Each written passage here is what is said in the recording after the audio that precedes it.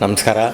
ನನ್ನ ಹೆಸರು ಸುದರ್ಶನ್ ಅಂತ. ಕರ್ನಾಟಕ ಪ್ರದೇಶ ಕಾಂಗ್ರೆಸ್ ಸಮಿತಿಯ ಸಂಯೋಜಕ ಹಾಗೂ ಆರುವೇಲು ನಿಯೋಗಿ ಬ್ರಾಹ್ಮಣ ಸಂಘದ EC ಮೆಂಬರ್ ಸಹ ಆಗಿರುತ್ತೇನೆ. ಘನವೆತ್ತ ಕರ್ನಾಟಕ ಸರ್ಕಾರದ ಉಪಮುಖ್ಯಮಂತ್ರಿಗಳು, KPCC ಅಧ್ಯಕ್ಷರು, ನಮ್ಮ ನೆಚ್ಚಿನ ನಾಯಕರು, ನನ್ನ ರಾಜಕೀಯ ಗುರುಗಳಾದಂತಹ ಸನ್ಮಾನ್ಯ ಶ್ರೀ DK ಶಿವಕುಮಾರ್ ಅವರಿಗೆ ಜನ್ಮದಿನದ ಶುಭಾಶಯಗಳು.